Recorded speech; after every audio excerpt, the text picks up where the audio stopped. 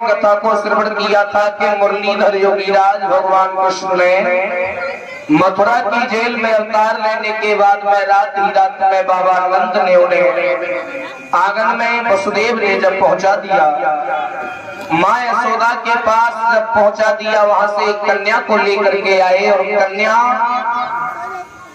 रास्ते भर में नहीं रोई है। और जैसे ही मथुरा की जेल में घुसने का प्रयास किया और जैसे ही जेल में अंदर आए, उसी क्षण सारे पहरेदार जो है जाग जाते हैं और वो लड़की चीख चीख करके रोने लगी है। और पहरेदारों की जब नींद खुली है मेरी माताओं भाइयों, तो पहरेदारों ने देखा है कि एक लड़की जो मथुरा की जेल में देवकी की गोद में लेटी हुई रो रही है। मंत्रियों ने भोजराज कंस को खबर दी है, महाराज और भोजराज कंस कहिए मंत्री क्या हुआ। मंत्री जवाब देने लगे, महाराज मथुरा की जेल में चलिए, वहां पर एक कन्या ने जन्म लिया। भोजराज कंस कहने लगा कन्या, तो राजा कंस दौड़ करके मथुरा की जेल में पहुंचा, देखा है तो वो लड़की है। और भोजराज कंस के दिमाग में झटका लगा, जवाब दिया मेरा कल तो 8वां लड़का बताया था, ये लड़की कहां से आ गई। उसी समय भोजराज कंस ने मंत्री को जवाब दिया है, ये जेल में चोरी हुई। मंत्री कहने लगे हैं महाराज तुम्हारी बुद्धि खराब हो गई है, तुम्हारा काल जो है तुम्हारे नजदीक आ गया है, ना तो कोई चोरी हुई है ना कुछ हुआ है। वसुदेव और देवकी के वही हथकड़ी वही बेड़ियां पड़ी हुई है। तो भोजराज कंस को क्रोध आ गया और भोजराज ने उस लड़की को छिना करके एक पत्थर पर जब मारना चाहा तो वो हाथ से छूट करके आकाश में उड़ गई। और आकाश में उड़ करके वो लड़की चीख करके बोली है, दुष्ट कंस तू मुझे क्या मारेगा, अरे तुझे मारने वाला तो गोकुल में कब का पहुंच चुका है। और वो लड़की जवाब देने लगी है, राजा कंस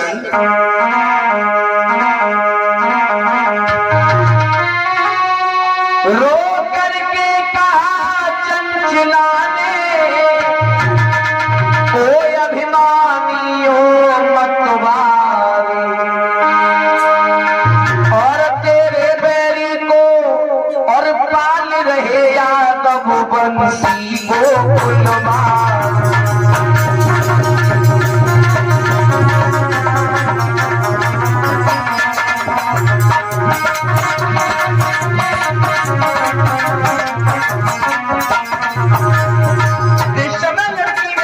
झूठ करके जवाब दिया है पापी कंस, अरे तू मुझे क्या मारेगा, तुझे मारने वाला गोकुल में पैदा हो चुका है। और रोक करके कहा चंचलाने कोई अभिमानी हो और तेरे पैरी को पाल दे, तेरे पैरी को पाल दे और यादव बंसी गोकुल मारे।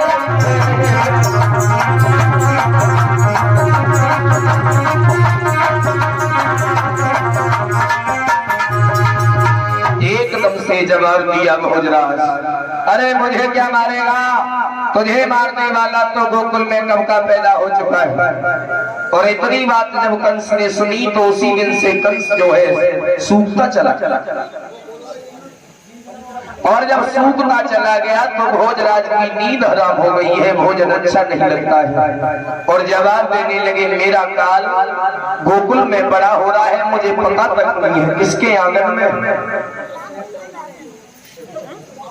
भोजराज कंस ने बड़े बड़े राजा महाराजा सभा में इकट्ठे किए, जवाब दिया है मेरे काल को कैसे मारा जाए, और मुझे तो पता भी नहीं है मेरा काल गोरा है या काला है कैसा है, करे तो क्या करे। तो राजा कंस ने अकासुर नाम के राक्षस को भेजा, लेकिन लौट करके वो भी नहीं आया। बकासुर को भेजा, वो भी मर गया। लेकिन भोजराज कंस को किसी ने ये खबर नहीं दी कि मेरा काल जिंदा है, कैसा है, काला है, पीला है, गोरा है, कोई पता नहीं चला। अंत में जब भोजराज कंस के मन में एक विचार आया, तो भोजराज कंस बोला है मेरी एक बहन है जिसका नाम है पूतना, जिसके कोई पुत्र नहीं है, अगर पूतना मेरा ये काम कर दे तो मेरा काल मारा जाएगा और फिर मेरी मृत्यु नहीं होगी।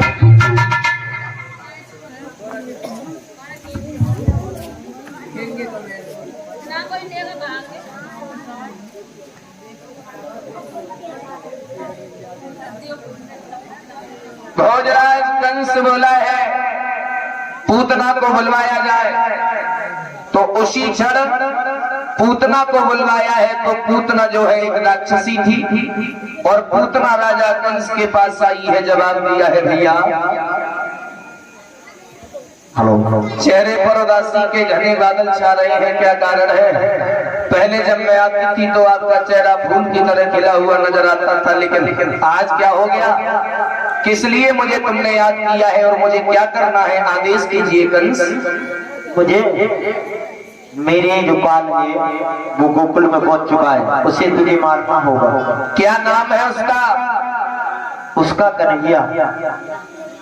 तो तुम्हारा काल कैसे हो गया? वो क्या सपना आया था रात में कि वो तुम्हें मार देगा?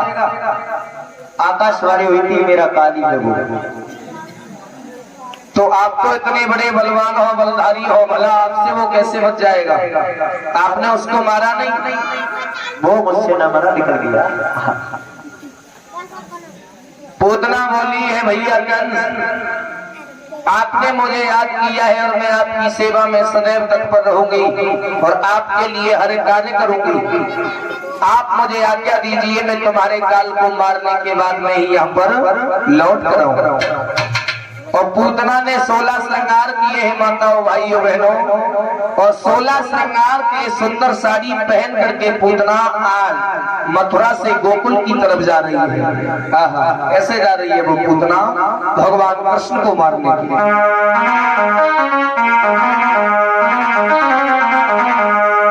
आरे कर 16 श्रृंगार और पूतना गोकुल कोरे दाई,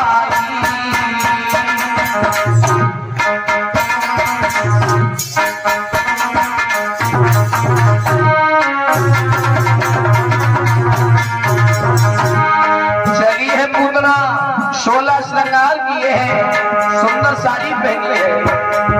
आरे करे 16 श्रृंगार पूतना गोकुल कोरे दाई, जाने लो सुंदर रूप बनाई, पहुंची गई गोकुल विरजा के भैया सुंदर।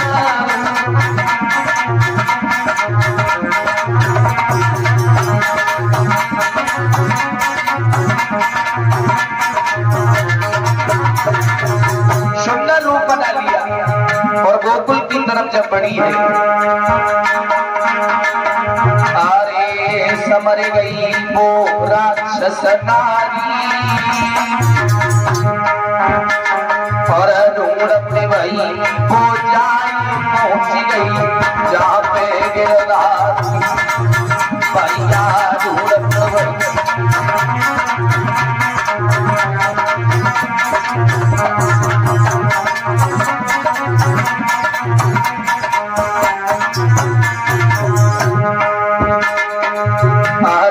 पहुंच गई गोकुल में और ढूंढे घर घर जाए को प्यारे ढूंढे घर।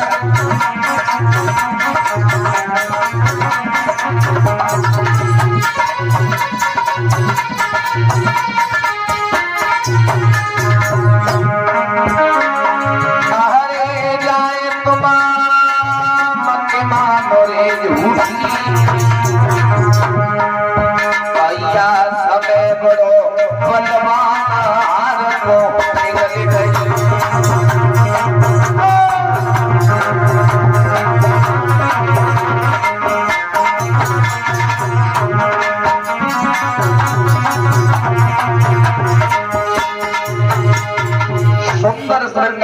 जा करके पूतना और भोजराज कंस का आदेश मान करके माताओं भाइयों गोकुल में पहुंच जाती है।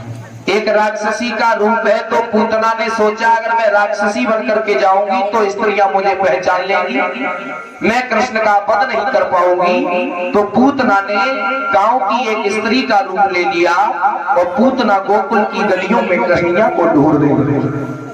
और जब कन्हैया को ढूंढने लगी है तो कृष्ण जब नहीं मिले हैं तो आगे देखा है कि बहुत बड़ी भीड़ लगी हुई है, स्त्रियां आ रही हैं, गीत गा रही हैं। तो पूतना जब वहां पर पहुंच जाती है और आवाज लगाई है मैया सोदा